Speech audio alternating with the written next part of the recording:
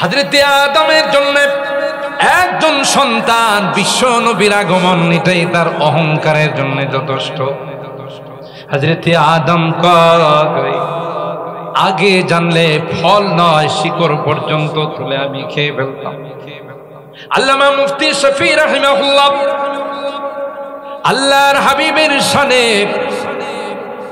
তিনি কবিতা নাতে রাসূল বানাইছেন।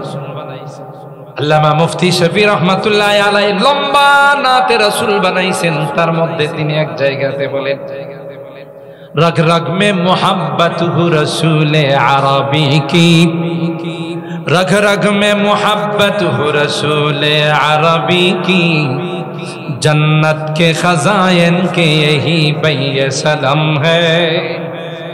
নবীর মোহব্বত আর ভালোবাসা আমি আমার অন্তরের মধ্যে গেঁথে নিলাম, কারণ এই মোহব্বতই আমার জান্নাতে যাওয়ার কারণ। মান সাল্লা আলাইয়া ওয়াহিদাতান সাল্লাল্লাহু আলাইহি আশরা।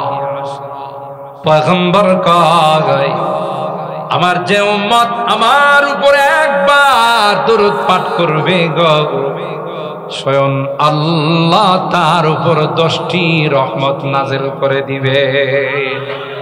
আল্লাহ পাক বলেন হযরত মুসা কালিমুল্লাহ, ইব্রাহিম খলিলুল্লাহ, ঈসা রূহুল্লাহ, আদম সফিউল্লাহ, কিন্তু হাবিবুল্লাহর লকব আমি কাউকে দেই নাই। খলিলুল্লাহ আর হাবিবুল্লাহর মধ্যে আকাশ পাতাল ডিফারেন্স।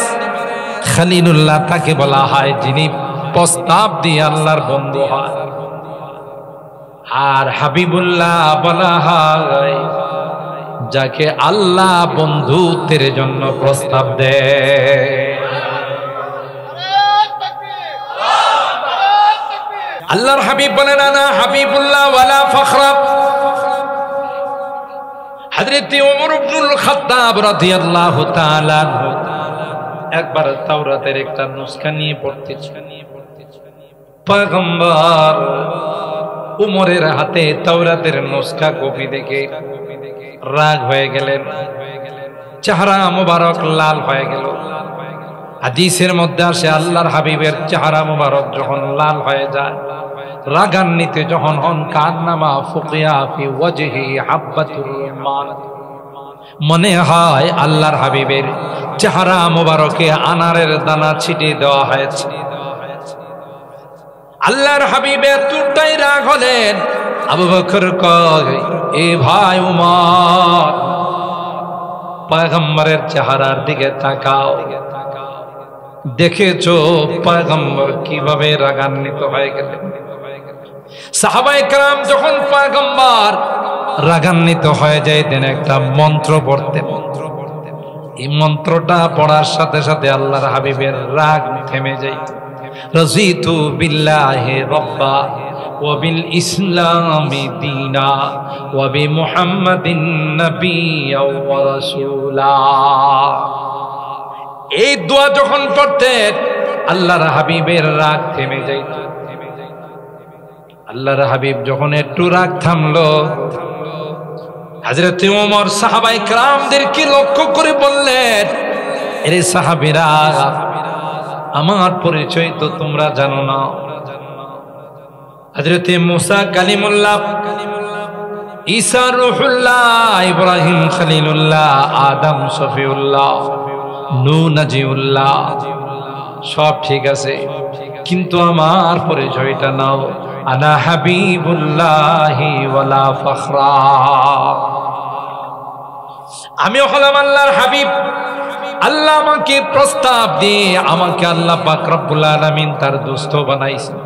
পৃথিবীর সকল মানুষকে আল্লাহ তার ইচ্ছা মতো সৃষ্টি করেছেন, তো আল্লাহর হাবিবকে আল্লাহ তার ইচ্ছা মতো বানায় না।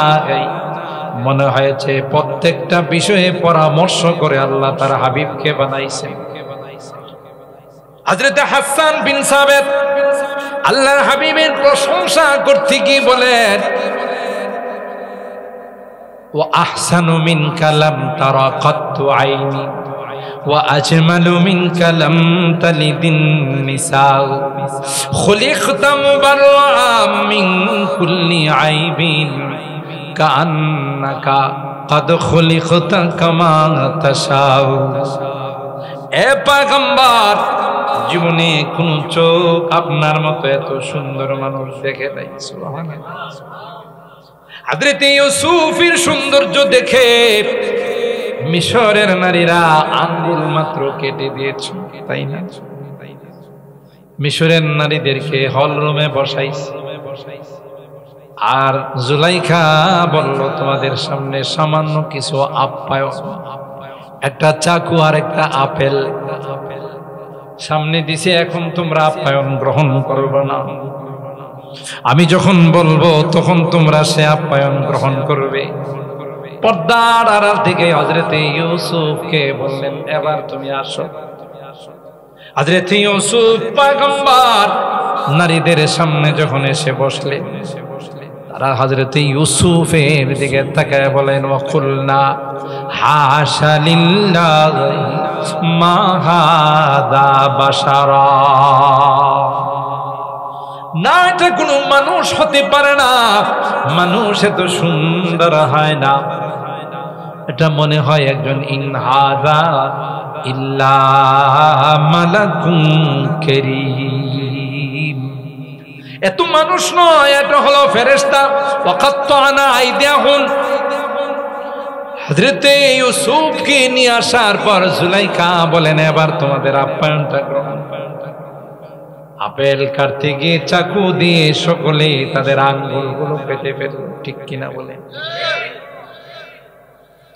কোন দিক দিয়ে আঙ্গুল কাটা হয়ে গেল তাদের খবর না যায় রে মিশরের নারীরা ইউসুফকে দেখে আঙ্গুল কাটাইছে আমার পয়গম্বরকে দেখে পয়গম্বরের উম্মত আঙ্গুল কাটায় নাই লক্ষ লক্ষ উম্মত গলা কাটিয়ে দিয়েছে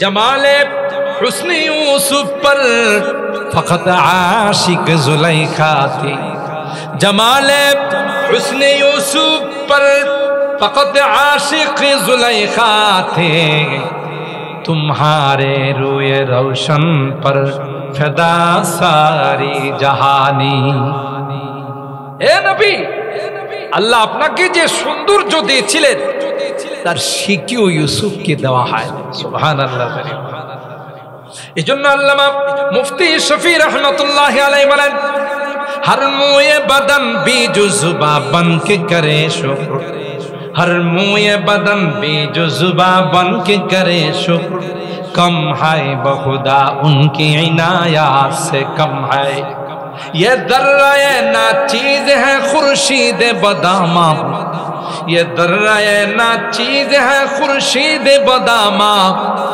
देख उनके गुलामों का भी क्या जाहो हशम है যে তার উম্মত হওয়ার খাতিরে গোটা বিশ্বের মধ্যে আল্লাহ আমাদের মর্যাদাকে চমকাই দিয়েছে সুবহানাল্লাহ হযরত ওমরকে আল্লাহর পয়গম্বর বললেন ওমর শুনো মুসা নবীর উপর নাজিল হওয়া তাওরাত কিতাব তুমি পড়তেছো ওমর লাউ কানা মুসা হাইয়া লামা ওয়াসিআহু ইল্লা ইত্তিবাই এ ওমর তুমি জানো না আলমে আরওয়াহের মধ্যে বিশেষভাবে সকল নবীদেরকে আল্লাহ পাক একত্রিত করে যে অঙ্গীকারটুকু নিয়েছিলেন থুম্মা জাকুম রাসূলুম মুসাদ্দিকুল লিমা মাকুম লা তুমিনুন্না বিহি ওয়া লা তানসুরুন্না এ আদম তোমাকেও নবী বানাবো সফিউল্লাহ বানাবো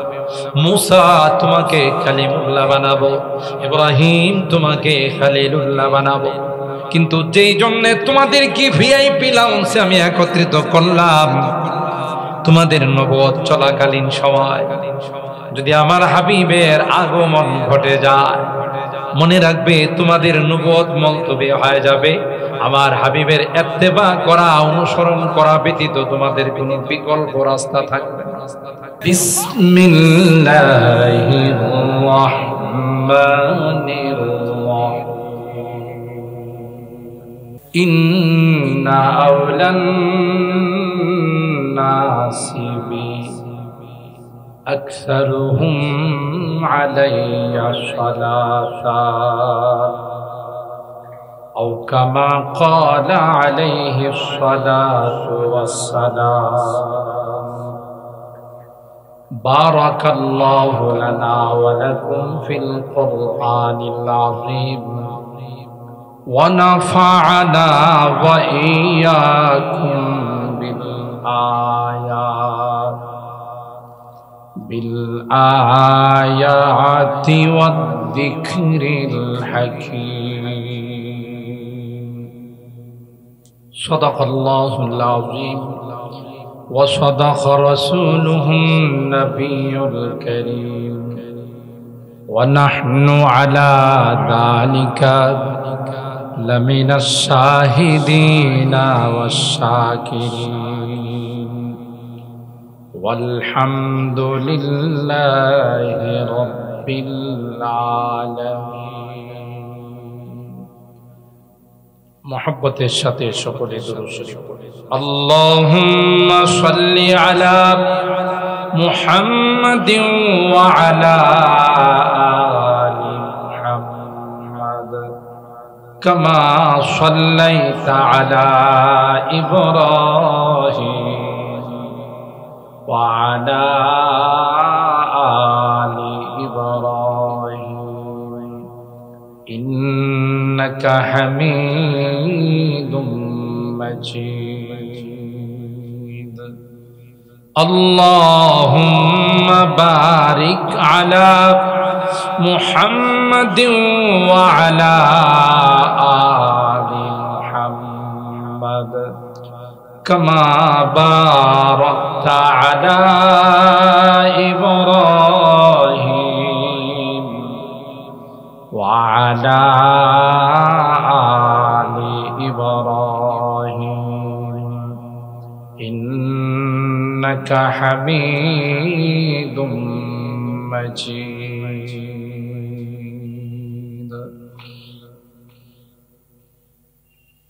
আলহামদুলিল্লাহ থুম্মা আলহামদুলিল্লাহ ঐতিহ্যবাহী ভুবন ইসলামী সেবা কল্যাণ সংঘের উদ্যোগে আয়োজিত 2 দিন ব্যাপী 29তম তাফসীরুল কোরআন মাহফিলের আজকের প্রথম দিনে সম্মানিত সভাপতি মণ্ডলী আলহাজ হযরত মাওলানা শামসুদ্দিন সাহেব সদরে মুহতামিম ভুবন মাদ্রাসা আলহাজ হযরত মাওলানা মুফতি আমিরুল্লাহ সাহেব সৌদি দূতাবাস ও সভাপতি পরিচালনা কমিটি ভুবন মাদ্রাসা হযরত মাওলানা আশরাফ আলী সাহেব মুহতামিম ভুবন মাদ্রাসা হযরতে উলামায়ে কেরাম বেরাদারানে ইসলাম পর্দার আড়ালের মা আল্লাহ পাকের দরবারে লাখো কোটি শুকরিয়া যে রব্বে কায়নাত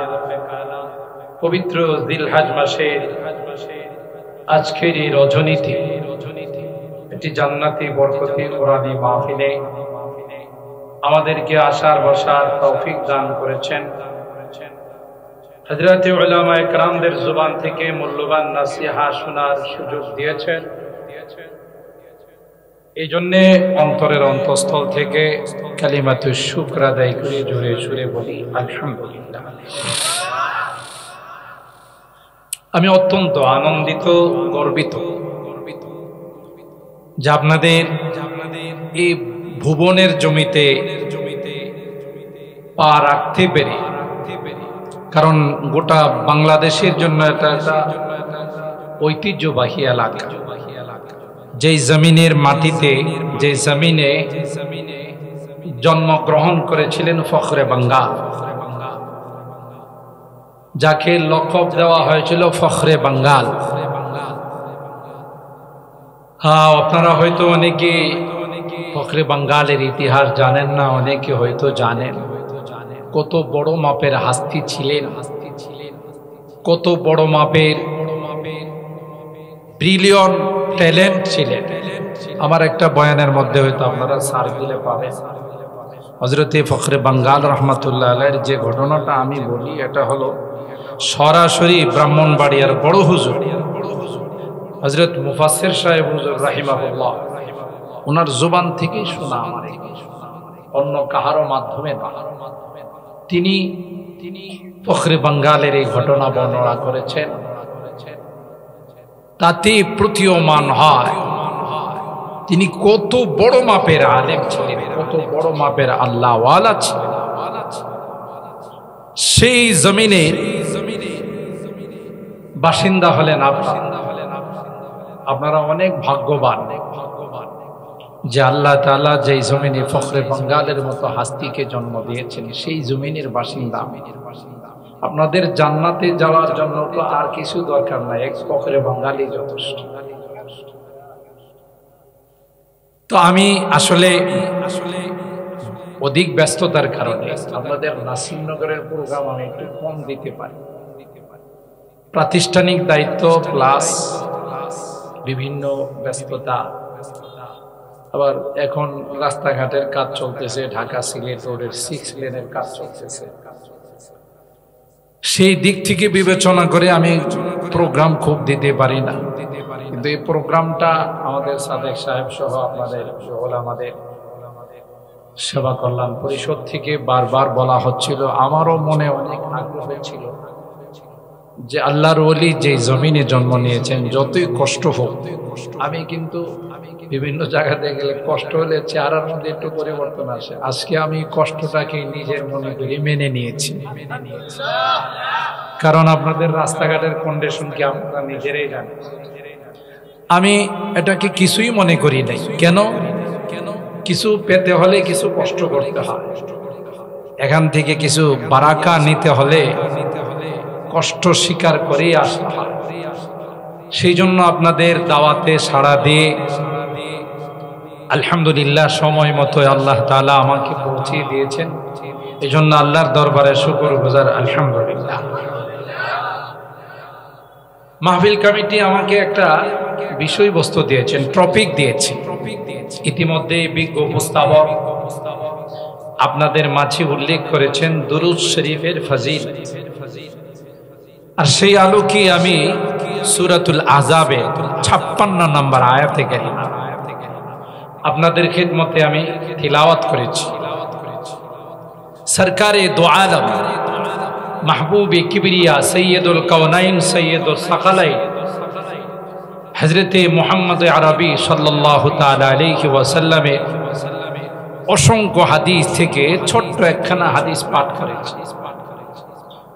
তবে আগে ক্ষমা চেয়ে নিচ্ছি, মাপ চেয়ে নিচ্ছি যে আমি খুব বেশি সময় আপনাদেরকে দিতে পারবো না, যে কারণে আমার খুতবাও শর্টকাট, মূল আলোচনার দিকে ভূমিকা লম্বা না করে চলে আসে। আমি যদি একটু গোড়ার দিকে আপনাদেরকে নিয়ে যাই,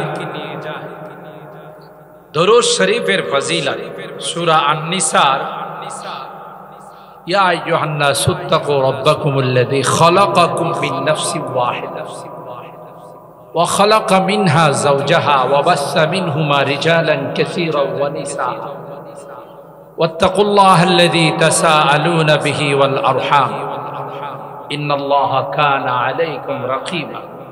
সূরা আন-নিসার প্রথম আয়াতে তাফসীরে গেলে আপনারা দেখবেন সাইয়্যিদানা হযরতে আদম আলা নবিয়িনা ওয়া আলাইহিস সালাতু ওয়াস সালামকে যখন আল্লাহ সৃষ্টি করলেন, লম্বা ইতিহাস, সৃষ্টি করার পর যখন তার দেহের মধ্যে রূহ দান করলেন, আদম আলাইহিস সালাম একা একই জান্নাতে বসবাস করে, ভালো লাগে না, মনটা বেশি খুশিতে নাই। তো আল্লাহ তাআলা যেহেতু আলিমুম বিদাতিস সুদূর, অন্তরের খবরও জানেন, তো আদমের কি জন্য ভালো লাগে না সেটাও তো তিনি জানেন। কে বলেন ঠিক না? সেটাও জানেন যে আদম একজন জীবন সঙ্গিনী চাচ্ছেন, সহধর্মিনী চাচ্ছেন, যাকে নিয়ে তিনি এখানে থাকবেন, বসবাস করবেন। তাই আদম আলাইহিস সালাতু ওয়াস সালাম যখন ঘুমন্ত অবস্থায় আল্লাহ তাআলা কুদরতি অপারেশন করেছে। মানুষের অপারেশন আর আল্লাহর অপারেশনের মধ্যে কিছু ব্যবধান আছে না নাই? অনেক ব্যবধান। মানুষ তো অপারেশন করে অস্ত্র রেখে সেলাই দিয়ে, তাই না? অস্ত্র টস্ত্র যন্ত্রপাতি রেখে সেলাই মারে। 1 মাস ফুললি বেড রেস্ট, আরো বহু ফর্মুলা দেওয়া হয়, হাই অ্যান্টিবায়োটিক দেওয়া হয় ব্যথা করে, ডাক্তারের কাছে জানানোর পর বিভিন্ন পরীক্ষা নিরীক্ষা করা হয়। আর আল্লাহ জাল্লা জালালুহু আম্মা নাওয়ালুহু কুদরতি অপারেশন হলো, যাকে অপারেশন করা হচ্ছে পেশেন্ট সে টের পাবে না। কুদরতি অপারেশন করে নেবেন, সাথে সাথে সুস্থ হয়ে যাবে। সুবহানাল্লাহ। আমার হাবিব সরকারে দো আলম রাহমাতুল লিল আলামিন সাল্লাল্লাহু আলাইহি ওয়াসাল্লামের এই জাতীয় কুদরতি অপারেশন, যাকে ওপেন হার্ট সার্জারি বলে, বাইপাস সার্জারি, 3 বার হয়েছে। সেদিকে আমি যাব না। হযরতে আদম আলা নবিয়িনা ওয়া আলাইহি সালাতু ওয়াস সালামকে আল্লাহ তাআলা কুদরতি অপারেশন করে বাম পাজরের হাড্ডি দিয়ে মা হাওয়া আলাইহা সালামকে আল্লাহ সৃষ্টি করলেন। হাওয়া এটা সিগায়ে মুবালাগা, উলামায়ে কেরাম বুঝবে কেন ওনাকে হাওয়া বলা হয়। লিআন্নাহা উম্মু কুল্লি হাইয়িন, সমস্ত জিন্দাদের যেহেতু তিনি মা, এই জন্য তার নাম রাখা হয়েছে হাওয়া। তো হাওয়া আলাইহিস সালামকে অনেক সুন্দরী রমণী রূপসী করে আল্লাহ তাআলা বানায়া হযরতে আদমের পাশে রেখে দিলেন। তিনি ঘুম থেকে সজাগ হয়ে দেখে একজন সুন্দরী রমণী রূপসী নারী, ফামাদ্দা ইয়াদাহু, তার দিকে একটু হাত বাড়াইতে চাই। সেই ধমক, আল্লাহর পক্ষ থেকে ধমক আসলো, মা ইয়া আদম হাত্তা তুআদ্দি মাহরাহা, হে আদম থামো, হাত বাড়াইলা কেন? তোমার জন্যই বানাইছি, তোমার জন্যই সৃষ্টি করেছি, কিন্তু বৈধ পন্থায় হালাল ভাবে তাকে তোমার স্ত্রী বানাই। হে যুবক শুনে রাখো, শুধু আদমের বেলায় প্রত্যেকটা যুবতীকে আল্লাহ কোনো না কোনো যুবকের জন্যই বানায়, ঠিক কিনা বলেন? ওমিন আয়াতিহি আন খালাকা লাকুম মিন আনফুসিকুম আজওয়াজা, সূরা রুমের আয়াত। আল্লাহ বলেন তোমাদের জন্যই তোমাদের পত্নীগণকে, তোমাদের স্ত্রীগণকে বানায়, লিতাসকুনু ইলাইহা ওয়া জাআলা বাইনাকুম মাওয়াদ্দাতা ওয়া রাহমা, তাদের কাছে গিয়ে যেন তোমরা সান্ত্বনা পাও আর উভয়ের মধ্যে যেন চরম ভালোবাসার সৃষ্টি হয়। আল্লাহ নারীদেরকে কার জন্য বানাইছেন বলেন? একটু কথা বলেন, কার জন্য? পুরুষদের জন্য। আল্লাহ বলেন তোমাদের পত্নী বানায়া, স্ত্রী বানায়া হালাল পদ্ধতিতে তোমরা তাকে গ্রহণ করো। মোবাইলের মাধ্যমে, মেসেঞ্জারের মাধ্যমে, হোয়াটসঅ্যাপের মাধ্যমে প্রেম করে নয়। কি যুবকরা বুঝে আসছে? প্রেম করে নেওয়ার জন্য, ভালোবাসার মাধ্যমে আপন বানানোর জন্য তোমাদের এই যুবতীদেরকে আল্লাহ সৃষ্টি করেন। কথা বলেন? ওই পথে যাবে, চোখের গুনাহ হবে, জুবানের গুনাহ হবে, কানের গুনাহ হবে, হাতের গুনাহ হবে, পায়ের গুনাহ হবে, শেষ পর্যায়ে আসল গুনাহ জেনার মাধ্যমে তোমাকে জেনাকার বানায়া তোমার মাধ্যমে একটা বিশাল গুনাহ করায়া হারামজাদার আবিষ্কার হয় যাবে। বানাইছেন কিন্তু তোমার শরীয়তের পদ্ধতি ব্যতীত তুমি যদি তাকে গ্রহণ করো, তোমার প্রতিটা কাজে, প্রতিটা মুহূর্তে তোমার আমলনামায় গুনাহ লেখা।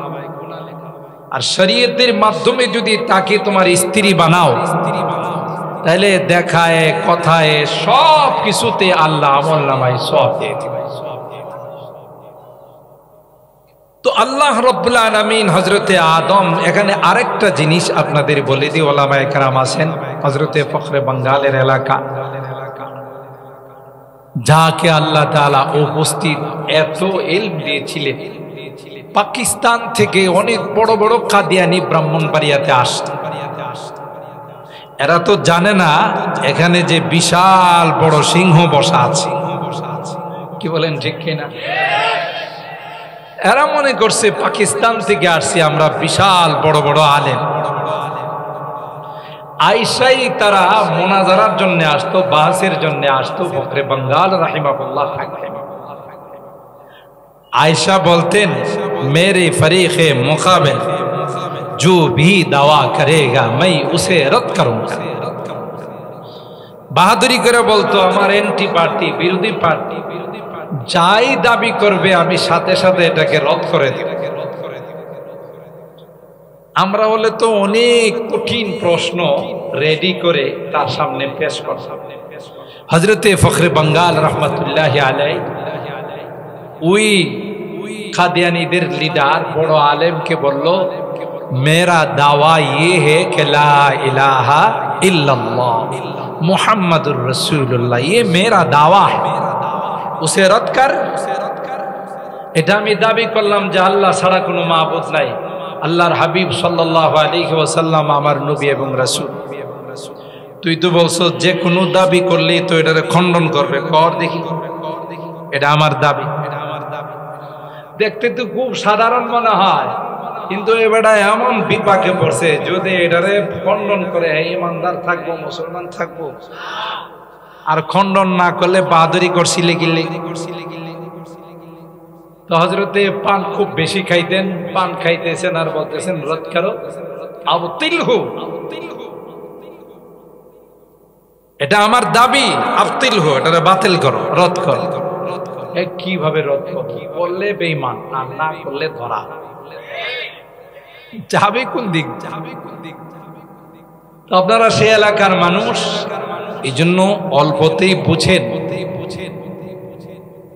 তো হুজুর আকরাম সাল্লাল্লাহু তাআলা আলাইহি ওয়াসাল্লাম কে আল্লাহ রাব্বুল আলামিন গোটা বিশ্বের জন্য রাহমাতুল লিল আলামিন বানায়া পাঠাইছেন।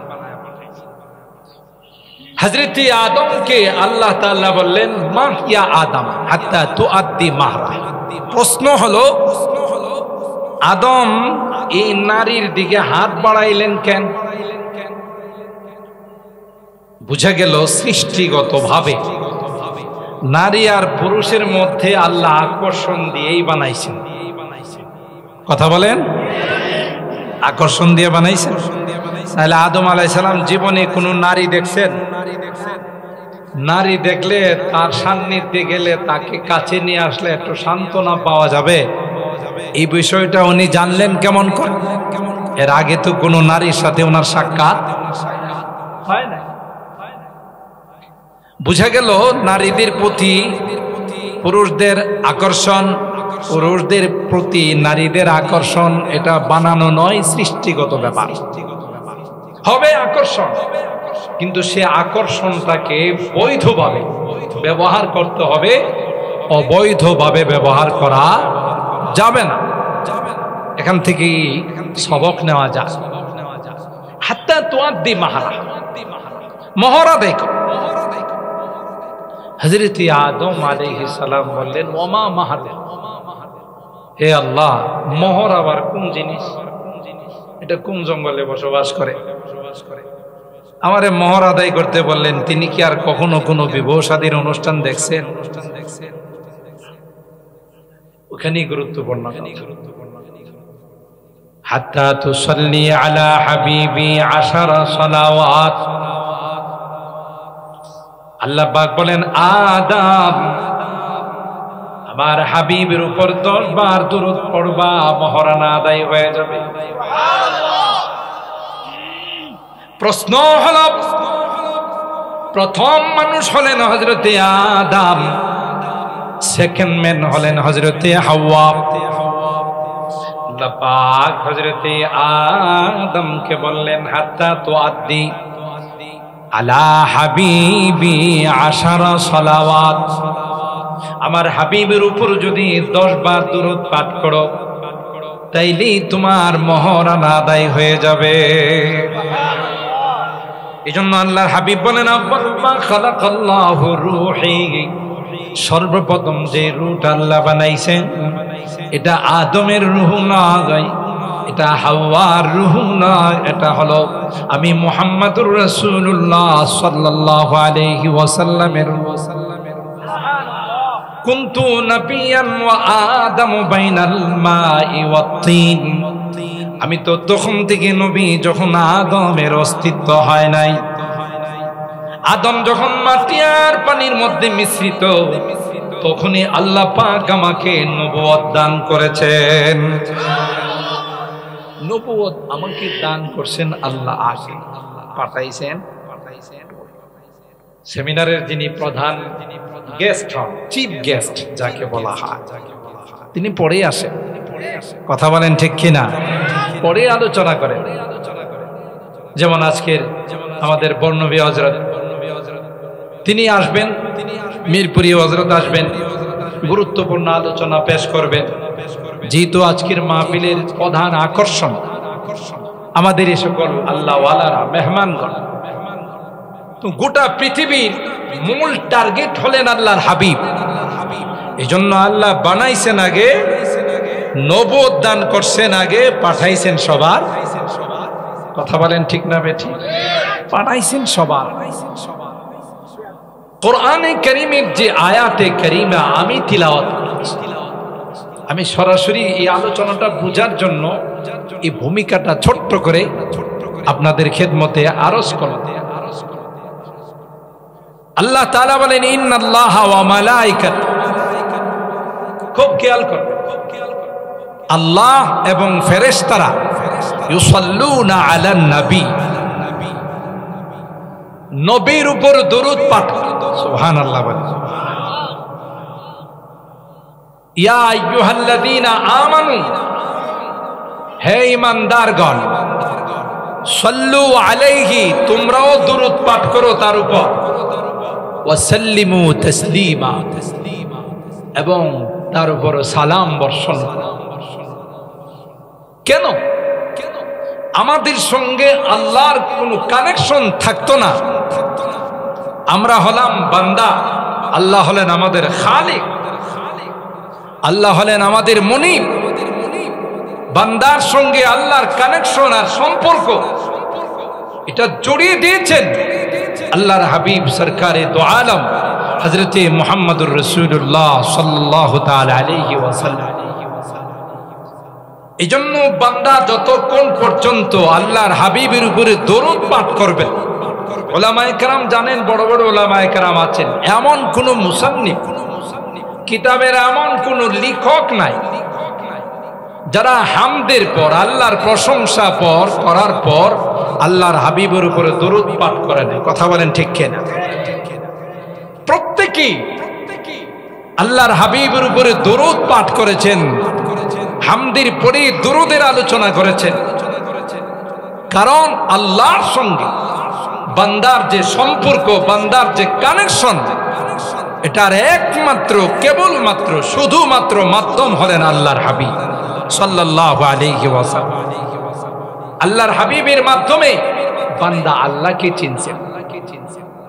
সেই জন্যই আল্লাহ বলেন যে দেখো, এটা একটা মুস্তাকিল ইবাদত, দরুদ পাঠ করাটা এটা একটা স্বয়ং সম্পূর্ণ একটি ইবাদত। কিয়ামতের কঠিন ময়দানে ওই বান্দা আল্লাহর হাবিবের সবচেয়ে বেশি নিকটবর্তী থাকবে যে যত বেশি আল্লাহর হাবিবের উপরে দরুদ পাঠ করে। ইন্না আওলান নাসি বি আকসারুহুম আলাইয়া সালাতা, আল্লাহর হাবিব কয় যে বান্দা, যে উম্মত আমার উপর বেশি বেশি দরুদ পাঠ করবে, কিয়ামতের কঠিন ময়দানে সে সবচাইতে বেশি আমার নিকটবর্তী থাকবে। আর ভাইরা, শুধু তাই নয়, আল্লাহর হাবিব বলেন আল বাখিলু মান যুকিরতু ইনদাহু ওয়া লাম ইউসাল্লি আলাইহি, যার সামনে আমার নাম উচ্চারিত হলো কিন্তু ওই বখিল কৃপণ নাম শোনার পর আমার উপর দরুদ পাঠ করলো না, কমপক্ষে সাল্লাল্লাহু আলাইহি ওয়াসাল্লাম বলে নাই। পয়গম্বর কয় এর চাইতে বড় বখিল, এর চাইতে বড় কৃপণ পৃথিবীর মধ্যে দ্বিতীয় কেউ হতে পারে না। এ পাগল, যার কারণে আল্লাহ তোমাকে শ্রেষ্ঠত্বের মর্যাদা দিয়েছেন, হাজার হাজার বছর যারা হায়াত পেয়েছেন আল্লাহ তাদেরকে শ্রেষ্ঠত্বের মর্যাদা দান করেন নাই। কোরআনে কারীমের মাধ্যমে আল্লাহ আমাদেরকে জানিয়েছেন, কুনতুম খায়রা উম্মাতিন উখরিজাত লিন-নাস তা'মুরুনা বিল মারুফ ওয়া তানহাউনা আনিল মুনকার ওয়া তু'মিনুনা বিল্লাহ। আল্লাহ পাক ডাক দেয়া বলেন, তোমরা হলে পৃথিবীর সবচাইতে শ্রেষ্ঠ উম্মত, কারণ তোমাদের নবী হলেন শ্রেষ্ঠ নবী, নবিউল আম্বিয়া, ইমামুল আম্বিয়া, আশরাফুল আম্বিয়া। তার উম্মত কোনদিন তাদের মর্যাদা কম হতে পারে না। তাই আমি আল্লাহ হাজার হাজার বছর যারা হায়াত পেয়েছেন তাদেরকে নয়, তোমাদেরকে শ্রেষ্ঠত্বের মর্যাদা দান করলাম। সকল নবীরা নফসি নফসি বলবে, লাস্তু হুনাকা হুনাকা বল, যে আমি আজকের এই কঠিন দিনে তোমাদের কোনো কাজে আসবো না, তোমাদের কোনো উপকারে আসবো না, আমি নিজেকে নিয়ে নিজে ব্যস্ত, আমি আমাকে নিয়ে ব্যস্ত। তোমরা যাও ওই নবীর কাছে যিনি উম্মতকে নিয়ে ব্যস্ত। সুবহানাল্লাহ। সিজদায় পড়ে পয়গম্বর আয়াত তিলাওয়াত করে আর কান্দে, ইন তুআযিবুহুম ফাইন্নাহুম ইবাদুক ওয়া ইন তাগফির লাহুম ফাইন্নাকা আনতাল আজিজুল হাকীম। আল্লাহ পাক তার হাবিব সিজদায় পড়ে আল্লাহর কাছে বলেন, আল্লাহ উম্মতের গুনার কারণে যদি শাস্তি দাও, অপরাধের কারণে যদি পানিশমেন্ট হয়, সেটা তুমি দিতে পারো, যেহেতু তোমার গোলাম তুমি নিজে বানিয়েছো। ওয়া ইন তাগফির লাহুম ফাইন্নাকা আনতাল আজিজুল হাকীম। আল্লাহ তুমি যদি মাফ করে দাও, ক্ষমা করে দাও, এলে কেউ তোমাকে জিজ্ঞাসা করবে না, কেউ তোমাকে প্রশ্ন করবে না। আল্লাহ আমার গুনাহগার উম্মতকে যদি মাফ করে দাও, তোমার কোনো কিছু আসে যায় না। সিজদায় পড়ে আল্লাহর হাবিব কান্দে। আল্লাহ পাক আরশে আজিম থেকে ফেরেশতা জিবরাইল আমিনকে বলেন, সৈয়দুল মালায়েকা হযরতে জিবরাইলকে বলেন, জিবরাইল যাও যাও, দেরি করো না। আমার হাবিব সিজদায় পড়ে কান্দে, হাবিবের চোখে পানি দেখলে আমি আল্লাহর বরদাস্ত হয় না। যাও সালাম জানাও রে, আর বলো আল্লাহ পাক আপনাকে সালাম জানাইছে। ও পয়গম্বর, এমন কোন সিদ্ধান্ত আল্লাহ কিয়ামতের ময়দানে নেবেন না যে সিদ্ধান্ত নিলে আপনার দিলের মধ্যে, মনের মধ্যে আঘাত লাগে। হযরত জিবরাইল আমিন এসে, আসসালাতু ওয়াসসালামু আলাইকা, আসসালাতু ওয়াসসালামু আলাইকা ইয়া রাসূলুল্লাহ, আসসালাতু ওয়াসসালামু আলাইকা ইয়া হাবিবাল্লাহ, সালাম দিয়ে বললেন, ইন্নাল্লাহা ইউকরিউকা সালাম। আল্লাহ আপনাকে সালাম জানাইছেন, মাথা মোবারক উঠান। আল্লাহ আপনাকে অভয় দিয়েছেন যে আল্লাহ আপনার উম্মতের বিষয়ে এমন কোন সিদ্ধান্ত নিবেন না যেই সিদ্ধান্ত নিলে আপনি কষ্ট পাবেন, আপনি মাথা মোবারক উঠান। সুবহানাল্লাহ। आदम से ताईसा नबी नफ्सी नफ्सी पुकारे, आदम से ताईसा नबी नफ्सी नफ्सी पुकारे, सिवाए वहाए अहमद नबी की उम्मती উম্মতি পুকারে। আল্লাহু আকবার। সমস্ত পয়গম্বররা সব বন্দী হয়ে, কাতার বন্দী হয়ে বসে থাকবেন, একমাত্র আমাদের পয়গম্বরের হাতে থাকবে কিয়ামতের কঠিন ময়দানের পতাকা।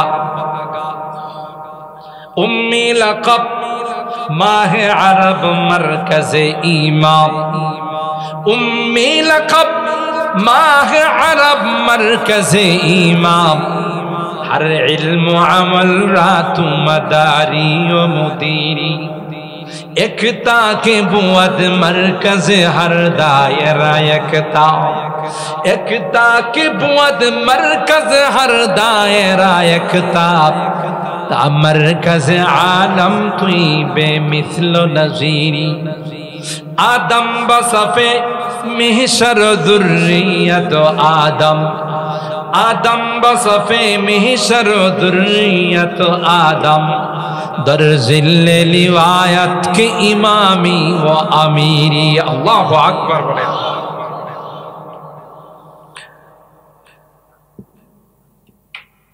हजरते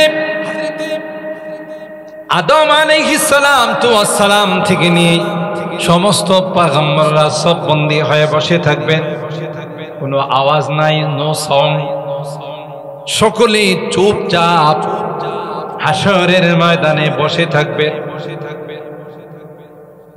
একমাত্র আল্লাহর হাবিব সরকারে দো আলম মাহবুবে কিবরিয়া সৈয়দুল কাউনাইনি সৈয়দুস সাকালাইন হযরতে মুহাম্মদুর রাসূলুল্লাহ সাল্লাল্লাহু আলাইহি ওয়াসাল্লামের হাত মুবারকে আল্লাহ কিয়ামতের ময়দানের পতাকা দেবেন। নবী বলেন, পতাকা আমার হাতে থাকবে, সমস্ত নবীরা আমার পতাকার নিচে বসে থাকবে। সমস্ত পয়গম্বরের কাছে উম্মত দলে দলে গিয়ে বলবে, আর সহ্য হয় না, আমাদের জন্য আল্লাহর কাছে সুপারিশ। নবীরা বলবেন, না, আমাদের দ্বারা সম্ভব নয়, তোমরা ওই পয়গম্বরের কাছে যাও যার হাতে আল্লাহ আজকের দিনের পতাকা দিয়েছেন, যাকে আল্লাহ তার দুস্থ হাবিবুল্লাহ বানিয়েছেন। তার কাছে গেলেই তিনি আল্লাহ পাকের কাছে যখন সুপারিশ করবে, সেই সুপারিশ কবুল করে আল্লাহ পাক হিসাব নিকাশ শুরু করে দিবেন।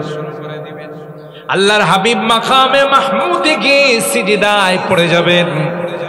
কোরআনে আল্লাহ বলেন, আসা আইয়াবআসাকা রাব্বুকা মাকামাম মাহমুদা। মাকামে মাহমুদে গিয়ে আল্লাহর হাবিব কত কাল পর্যন্ত সিজদায় পড়ে থাকেন। আল্লাহর হাবিব নিজেই বলেন, আমার জানা নাই কত লক্ষ কোটি বছর আল্লাহ আমাকে তার কুদরতি পায়ে সেজদায় ফেলে রাখছে। যখন আল্লাহর মঞ্জুর হবে তখন বলবেন, ইয়া মুহাম্মদ ইরফা রাস ওয়াসাল তুতা ওয়াশফা তুশাফা। ওগো আমার হাবিব, আপনি মাথা মোবারক উঠান, আপনি যা চাবেন তাই আজকে মঞ্জুর করা হবে, আপনার সুপারিশ গ্রহণ করা হবে। আর আজকের দিনের জন্যই তো আমি আপনাকে বানাইছি। সুবহানাল্লাহ। সম্মানিত সুধী, এই পয়গম্বর আল্লাহ তাআলা আমাদেরকে নসিব করে দিয়েছেন। আমাদের ভাগ্যে পয়গম্বরের জন্মের ৯৫০ বছর পূর্বে যারা আসমানি কিতাবে দেখছেন যে বিশ্বনবীর আগমন আরবের কুরাইশ বংশে হবে, বাদশা তুব্বা আল হিময়ারি সূরা দুখানের সে আয়াত, আহুম খায়রুন আম কওম তুব্বা ওয়াল্লাযীনা মিন ক্বাবলিহিম আহলাকনাহুম ইন্নাহুম কানু মুজরিমিন। এই আয়াতের তাফসীরের মধ্যে আল্লামা কুরতুবী রাহমাতুল্লাহ আলাইহি তাফসীরে কুরতুবীর মধ্যে লেখেন, বাদশা তুব্বা আল হিময়ারি যখন আল্লাহর হাবিবের এই বর্ণনা আসমানি কিতাবগুলোতে দেখলেন, তখন তিনি সেই ৯৫০ বছর পূর্বে আল্লাহর হাবিব বরাবর চিঠি লিখে গেছেন মিন তুবাল হিমিয়ারি ইলা মুহাম্মদ ইবনে আব্দুল্লাহ ওয়া নবিয়্যিল্লাহি রাসূল রাব্বিল আলামিন। সুবহানাল্লাহ। লম্বা চিঠি, সেখানে তিনি উল্লেখ করেছেন, হে রাসূল, হে নবী, আমি আপনার আসার পূর্বে আপনার অগ্রিম উম্মত হয়ে গেলাম। বায়াতুকা ক্বাবলা মাজিকা, আপনি এখনো আসেন নাই, কিন্তু আমি আপনার আসার আগে ৯৫০ বছর আগে আমি আপনার অদৃশ্য হাতে বাইয়াত গ্রহণ করে নিলাম। এইভাবে লম্বা চিঠি।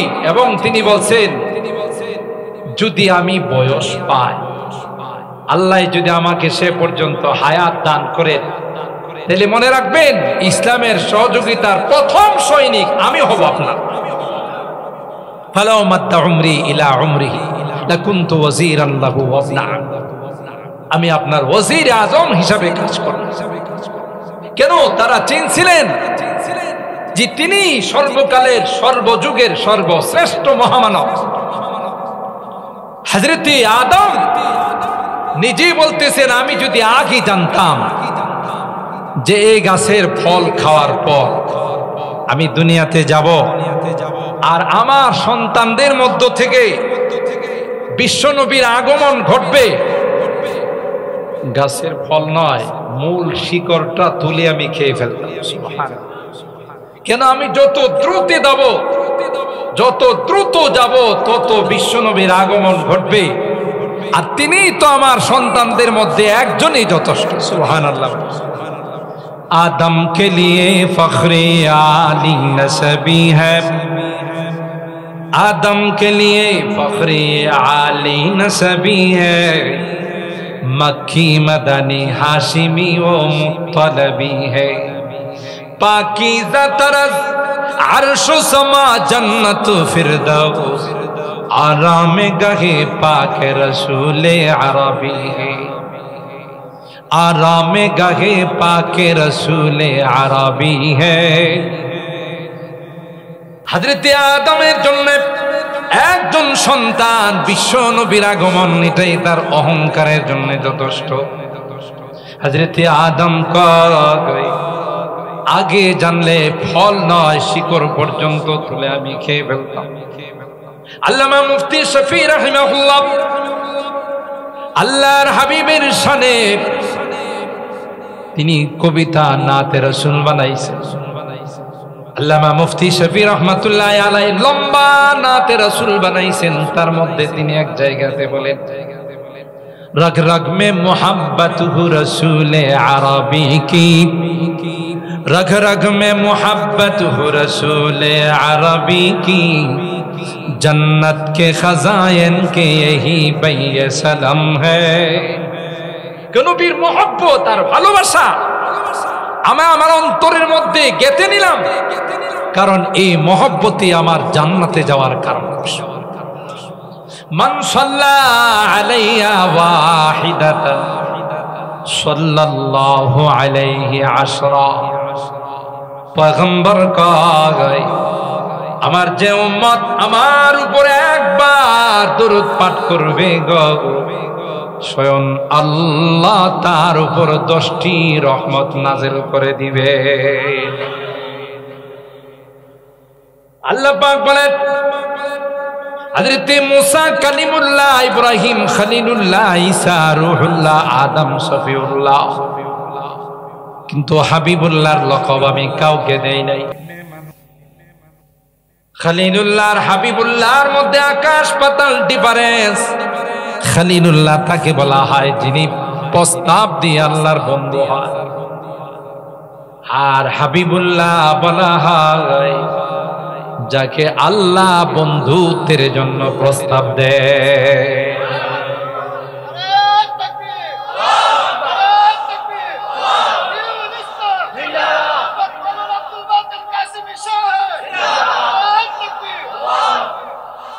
আল্লাহর হাবিব বলেন, আনা হাবিবুল্লাহ ওয়ালা ফখরা। হযরত ওমর ইবনুল খাত্তাব রাদিয়াল্লাহু তাআলা একবার তাওরাতের একটা নুসখা নিয়ে পড়তেছেন। পয়গম্বর উমরের হাতে তাওরাতের নুসখা কপি দেখে রাগ হয়ে গেলেন, চেহারা মুবারক লাল হয়ে গেল। হাদিসের মধ্যে আসে আল্লাহর হাবিবের চেহারা মুবারক যখন লাল হয়ে যায়, রাগান্বিত যখন হন, কান্নামা ফুকিয়া ফি ওয়াজহি হাব্বাতুর রুমান, মনে হয় আল্লাহর হাবিবের চেহারা মুবারকে আনারের দানা ছিটিয়ে দেওয়া হয়েছে। আল্লাহর হাবিবের তুরটাই রাগ হলেন। আবু বকর কয়, এ ভাই উমর, পয়গম্বরের চেহারার দিকে তাকাও, দেখেছো পয়গম্বর কিভাবে রাগান্বিত হয়ে গেলেন। সাহাবায়ে কেরাম যখন পয়গম্বর রাগান্বিত হয়ে যাইতেন একটা মন্ত্র পড়তেন, এই মন্ত্রটা পড়ার সাথে সাথে আল্লাহর হাবিবের রাগ থেমে যাইত। রাজিতু বিল্লাহি রাব্বা ওয়া বিল ইসলামি দীনা ওয়া বি মুহাম্মাদিন নাবিয়্যা ওয়া রাসূলা। এই দোয়া যখন পড়তেন আল্লাহর হাবিবের রাগ থেমে যাইত। আল্লাহর হাবিব যখন একটু রাগ থামলো, হযরত ওমর সাহাবায়ে কেরামদেরকে লক্ষ্য করে বললেন, এরে সাহাবীরা, আমার পরিচয় তো তোমরা জানো না। হযরত মুসা কালিমুল্লাহ, ঈসা রূহুল্লাহ, ইব্রাহিম খলিলুল্লাহ, আদম শফিউল্লাহ, নূহ নাজিউল্লাহ, সব ঠিক আছে, কিন্তু আমার পরিচয়টা নাও। আনা হাবিবুল্লাহি ওয়ালা ফখরা, আমি হলাম আল্লাহর হাবিব। আল্লাহ আমাকে প্রস্তাব দিয়ে আমাকে আল্লাহ পাক রব্বুল আলামিন তার দোস্ত বানাইছেন। পৃথিবীর সকল মানুষকে আল্লাহ তার ইচ্ছা মতো সৃষ্টি করেছে, তো আল্লাহর হাবিবকে আল্লাহ তার ইচ্ছা মতো বানায় না। মনে হয়েছে প্রত্যেকটা বিষয়ে পরামর্শ করে আল্লাহ তার হাবিবকে বানাইছেন। হযরত হাসান বিন সাবিত আল্লাহর হাবিবের প্রশংসা করতে গিয়ে বলেন, ওয়া আহসানু মিনকা লাম তারা কাত্তু আইনি ওয়া আজমালু মিনকা লাম তালিদিন নিসা খুলিকতা মুবাররাম মিন কুল্লি আইবিন কান্নাকা কদ খুলিকতা কামা তাশাউ। এ পয়গম্বর, জীবনে কোন চোখ আপনার মতো এত সুন্দর মানুষ দেখে নাই। সুবহানাল্লাহ। হযরত ইউসুফের সৌন্দর্য দেখে মিশরের নারীরা আঙ্গুল মাত্র কেটে দিয়েছে, তাই না? মিশরের নারীদেরকে হল রুমে বসাইছে, আর জুলাইখা বলল, তোমাদের সামনে সামান্য কিছু আপ্যায়ন, একটা চাকু আর একটা আপেল সামনে দিছে, এখন তোমরা আপ্যায়ন গ্রহণ করবে না। আমি যখন বলবো তখন তোমরা সে আপ্যায়ন গ্রহণ করবে। পর্দার আড়াল থেকে হযরত ইউসুফকে বললেন, এবার তুমি আসো। হযরত ইউসুফ পয়গম্বর নারীদের সামনে যখন এসে বসলেন, তারা হযরত ইউসুফের দিকে তাকায় বলেন, ওয়াকুলনা হাশা লিল্লাহি মা হাযা বাশারা, না এটা কোনো মানুষ হতে পারে না, মানুষ এত সুন্দর হয় না, এটা মনে হয় একজন ইন হাযা ইল্লা মালাকুন কারীম, এত মানুষ নয়, এটা হলো ফেরেশতা। ওয়াকাত্তানা আইদিয়াহুম, হযরত ইউসুফকে নিয়ে আসার পর জুলাইখা বলেন, এবার তোমাদের আপ্যায়নটা গ্রহণ। আপেল কাটতে গিয়ে চাকু দিয়ে সকলে তাদের আঙ্গুলগুলো কেটে ফেলল, ঠিক কিনা বলে? কোন দিক দিয়ে আঙ্গুল কাটা হয়ে গেল তাদের খবর না যায়। রে মিশরের নারীরা ইউসুফকে দেখে আঙ্গুল কাটাইছে, আমার পয়গম্বরকে দেখে পয়গম্বরের উম্মত আঙ্গুল কাটায় নাই, লক্ষ লক্ষ উম্মত গলা কাটিয়ে দিয়েছে। जमाले हुस्न यूसुफ पर फकत आशिक जुलैखा थी, जमाले हुस्न यूसुफ पर फकत आशिक जुलैखा थे, तुम्हारे रूए रोशन पर फिदा सारी जहानी। এ নবী, আল্লাহ আপনাকে যে সৌন্দর্য দিয়েছিলেন তার শিকিও ইউসুফকে দেওয়া হয়। সুবহানাল্লাহ। এজন্য আল্লামা মুফতি শফি রহমাতুল্লাহি আলাইহি বলেন, हर मुए बदन भी जुज़्बा बन के करे शुक्र, हर मुए बदन भी जुज़्बा बन के करे शुक्र, कम है बहुदा उनकी इनायत से कम है, ये दर्राए ना चीज है खुर्शीद बदामा, ये दर्राए ना चीज है खुर्शीद बदामा, देख उनके गुलामों का भी क्या जाहो हशम है। যে তার উম্মত হওয়ার খাতিরে গোটা বিশ্বের মধ্যে আল্লাহ আমাদের মর্যাদাকে চমকাই দিয়েছে। সুবহানাল্লাহ। হযরত ওমরকে আল্লাহর পয়গম্বর বললেন, ওমর শুনো, মুসা নবীর উপর নাজিল হওয়া তাওরাত কিতাব তুমি পড়তেছো। ওমর, লাউ কানা মুসা হাইয়া লামা ওয়াসিআহু ইল্লা ইত্তিবাই। এ ওমর, তুমি জানো না আলমে আরওয়াহের মধ্যে বিশেষভাবে সকল নবীদেরকে আল্লাহ পাক একত্রিত করে যে অঙ্গীকারটুকু নিয়েছিলেন, থুম্মা জাকুম রাসূলুম মুসাদ্দিকুল লিমা মাকুম লা তুমিনুন্না বিহি ওয়া লা তানসুরুন্না। এ আদম, তোমাকেও নবী বানাবো, সফিউল্লাহ বানাবো, মুসা তোমাকে কালিমুল্লাহ বানাবো, ইব্রাহিম তোমাকে খলিলুল্লাহ বানাবো, কিন্তু যেই জন্য তোমাদের কি ভিআইপি লাউন্সে আমি একত্রিত করলাম, তোমাদের নবুয়ত চলাকালীন সময় যদি আমার হাবিবের আগমন ঘটে যায়, মনে রাখবে তোমাদের নবুয়ত মুলতবি হয়ে যাবে, আমার হাবিবের ইত্তেবা করা, অনুসরণ করা ব্যতীত তোমাদের কোনো বিকল্প রাস্তা থাকবে না। বলো, তোমরা ইকরার করলে কিনা, স্বীকারোক্তি দিলে কিনা? লা তুমিনুন্না বিহি ওয়া লা তানসুরুন্না। সকল নবীরা তখন এক বাক্যে বলেছিলেন, ক্বালু আকরারনা, আমরা সকলেই স্বীকৃতি দিলাম, আমাদের নবুয়ত চলাকালীন সময় যদি আপনার হাবিবের আগমন ঘটে যায়, তাইলে আমরা নবুয়ত ছেড়ে দিয়ে তার ইত্তেবা করব। সুবহানাল্লাহ। সেজন্য আল্লাহ বলেন, আমার হাবিবের উপর যারা দরুদ পাঠ করবে, যত বেশি দরুদ পাঠ করবে, তাদের মধ্যে সাহাবিয়তের শান চলে আসবে। সুবহানাল্লাহ।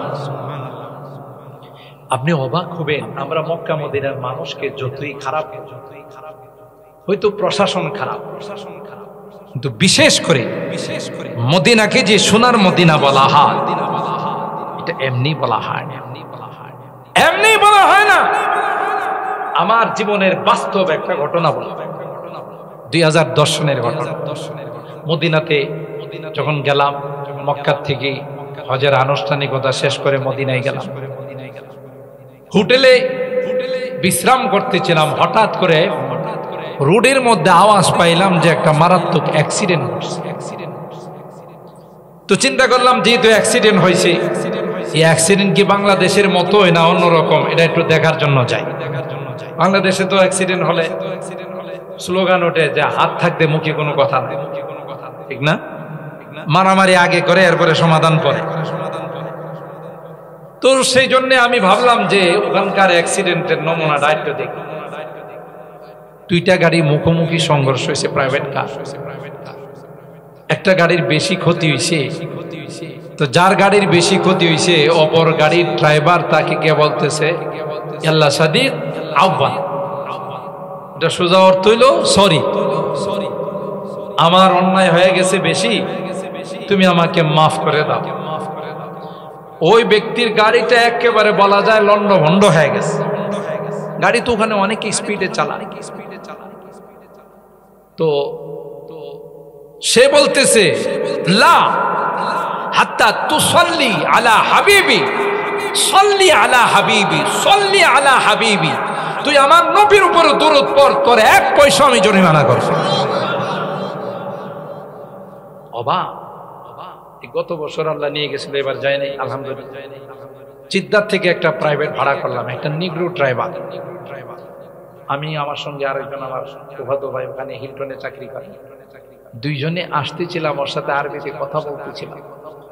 অবাক হবেন আপনারা, সে প্রতিটা কথায় যখন আল্লাহর হাবিবের নাম আসে, ড্রাইভিং করতে স্যার বলতেছে সাল্লাল্লাহু আলাইহি ওয়াসাল্লাম, সাল্লাল্লাহু আলাইহি ওয়াসাল্লাম, সাল্লাল্লাহু আলাইহি ওয়াসাল্লাম।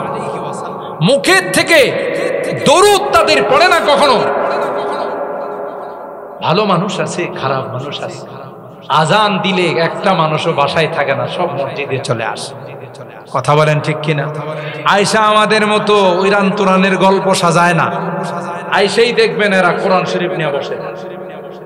দেখছেন কিনা আপনারা যারা হজ উমরা করেছেন, কোরআনে কারীম নিয়ে বসে যায়।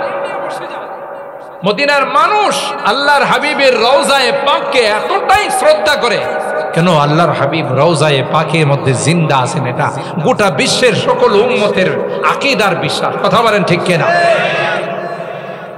ইন্নাল বুকাতাল্লাতী দুফিনা ফিহা নবী সাল্লাল্লাহু আলাইহি ওয়াসাল্লাম আফজালু মিন আরশির রহমান ওয়া আলাইহিল ইজমা। রাসূল পাক সাল্লাল্লাহু তাআলা আলাইহি ওয়াসাল্লাম রওজায়ে পাকের যে অংশের মধ্যে শুয়ে আছেন, এই অংশের মর্যাদা আল্লাহর আরশে আজিম থেকে। এটার মধ্যে কোনো ভেদাভেদ নাই, কোনো মতানৈক্য নাই, কোনো রকমের কোনো ইখতিলাফ নেই। সকলের একমত যে এই জায়গার মর্যাদা আল্লাহর আরশে আজিম থেকেও বেশি। কেন? এখানে সর্বকালের সর্বযুগের সর্বশ্রেষ্ঠ মহামানব সে আছে। সুবহানাল্লাহ। আমার কিছু হাজিরা আমার সাথে গেছিল, এরা রোড পার হচ্ছে, আমি এদেরকে ইশারা দিছি গাড়ি আসতেছে পরে পার, কিন্তু গ্রামের মানুষ তারা কিছু বুঝে সুঝে না। রোড যখন পার হচ্ছে, স্পিডওয়ালা গাড়িগুলো হার্ড ব্রেক করে বিশাল আওয়াজে গাড়িগুলো থামাইছে। আমি তখন এদেরকে একটু পিছনের দিকে নিয়ে এসে বললাম, ইয়াল্লাহ রূপ, আপনি যান। এদেরকে ইশারা দিলাম, এরা বলতেছে লা আনতুম যুয়ুফু নবিয়্যিল্লাহি সাল্লাল্লাহু আলাইহি ওয়াসাল্লাম। আমি যাব না, তোমরা তো আমার নবীর মেহমান, মদিনাতে আসছো, নবীর মেহমান হয়ে আসছো, প্রয়োজনে 1 ঘন্টা দাঁড়িয়ে থাকবো, তারপরও তোমাদের আগে গাড়ি নিয়ে যাব। সুবহানাল্লাহ। এমনি তো এদেরকে আল্লাহ অজস্র পরিমাণ সম্পদ দিচ্ছে না। হ্যাঁ, রাষ্ট্রীয় ক্ষমতায় যারা আছে তাদের হিসাব, কিন্তু মক্কা মদিনার মানুষ আপনি দেখবেন, মক্কা থেকে মদিনায় গেলেই অন্তরের মধ্যে একটা প্রশান্তি বিরাজ করে। কথা কয় না? যত বেশি আল্লাহর হাবিবের উপর আপনি দরুদ পড়বেন, আল্লাহর কসম করে বলল, আমি হানেস হব না যে কিয়ামতের ময়দানে সবার আগে আপনি জান্নাতের মেহমান হবেন। এটা এমন একটি ইবাদত যে ইবাদতের সওয়াবের কোনো হিসাব নিকাশ নাই। আমরা যখন দেওবন্দে পড়ি, দেওবন্দে আমাদের সময় 750 থেকে 800 ছাত্র দৌড়া পড়ে, এখন তো অনেক ছাত্র আছে। যখনই হাদিসের মধ্যে আসে ক্বালা ক্বালা রাসূলুল্লাহি সাল্লাল্লাহু আলাইহি ওয়াসাল্লাম, গোটা দারুল হাদিসটা ঘুম করে এক আওয়াজ হয়, মানে যে এই দরুদের আওয়াজ সোজা রওজায়ে পাকের মধ্যে পৌঁছে গেছে, আর ওখান থেকে আরশে আজিম পর্যন্ত পৌঁছে যায়। মুহতারাম হাজিরিন, এই জন্যে আমি আপনাদেরকে বিনীতভাবে অনুরোধ করব, দরুদ পড়ার জন্য ওযু লাগে না, উঠতে বসতে। আর এই সংক্ষিপ্ত দরুদ, দরুদ তো অনেক বড় বড় দরুদ আছে, সংক্ষিপ্ত দরুদ হলো সাল্লাল্লাহু, বলেন সকলে সাল্লাল্লাহু আলাইহি ওয়াসাল্লাম। এই দরুদরা আমরা সবসময় পাঠ করবো তো ইনশাআল্লাহ। হাত তোলেন, হাত তোলেন, হাত তোলেন। আল্লাহ, আমরা আজকের এই মাহফিলে ওয়াদা করতেছি, উঠতে বসতে সব সময় আমরা এই দরুদের আমল করব, আমাদেরকে তৌফিক দান করুন। বলুন আমিন। হাত নামান। এই জন্যে আমি দরুদ কেন পড়ব তার একটা প্রেক্ষাপট আপনাদের খেদমতে আলোচনা করলাম, যে আল্লাহ পাক রব্বুল আলামিন আদমকে সৃষ্টি করেই এই দরুদের কথা বলেছেন। কেন? আল্লাহ পাক তার হাবিবকে সবার আগে সৃষ্টি করেছেন, নবুয়ত সবার আগে আল্লাহ তাআলা দিয়েছেন, আর সেই হাবিবের উম্মত বনার সুযোগ আল্লাহ আমাদেরকে দিয়েছেন। শুধুমাত্র এই ইবাদতটুকুন যদি আমরা সব সময় করতে পারি, ইনশাআল্লাহ, ইনশাআল্লাহ আল্লাহর হাবিবের শাফাত পাওয়ার জন্য আমাদের আর কোনো ব্যাগ পাইতে হবে না। ঠিক কিনা বলেন? ছোট্ট করে আরেকটা কথা বলে যায়, মনে কিছু নিবেন না। শুধুই দুরূদ পড়বেন আর কোনো আমল করবেন না সেটা নয়, মাথা থেকে নিয়ে পা পর্যন্ত আল্লাহর হাবিবের সুন্নতগুলোকে বাস্তবায়ন করবেন, ঠিক কিনা বলেন? কারণ দুনিয়ার রীতিনীতি হলো যে যাকে ভালোবাসে তার কালচারগুলো তার মধ্যে বাস্তবায়ন করে, ঠিক কিনা? আপনাদের এই ভুবন এলাকায়, নাসিরনগর এলাকায় কিছু যুবকদেরকে দেখবেন, এরা নেইমার, মেসি, রোনালদো এদের ছবিওয়ালা গেঞ্জি গায়ে দিয়া ঘুরে। আবার দেখবেন চুলের কাটিং, ওরে বাপরি বাপ, যে কাটিং আপনার বাপ দাদা 14 গোষ্ঠী দেখে নাই। চতুর্দিকে নদী আর মাঝখানে বট গাছ, আছে না এরকম? আপনি যদি ওরে জিজ্ঞাসা করেন, কিরে তোর গায়ে কার ছবি? ওইটা নেইমারের ছবি, এটা মেসির ছবি, এটা রোনালদোর ছবি। আগে যারা খেলা দেখছেন এরা এটা ম্যারাডোনার ছবি, ঠিক না? কেন? আমার আইকন, আমি তাকে অন্তর দিয়া ভালোবাসি। দেখেন না বিশ্বকাপ ফুটবল খেলা আসলে রাত নাই দিন নাই খিচুড়ি পাকায়া পয়সা থাকে, ঠিক কিনা বলে? যে মাঝে মধ্যে গুল হলে যে আওয়াজটা দিব, ক্ষুধা লাগলে যেন খিচুড়ি দিয়া তার নিবারণ করতে পারে, ঠিক কিনা বলে?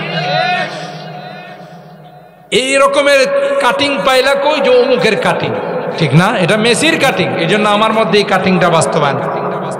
বুঝা গেল যে যাকে ভালোবাসে তার কালচারটা তার মধ্যে বাস্তবায়ন, ঠিক কিনা বলেন?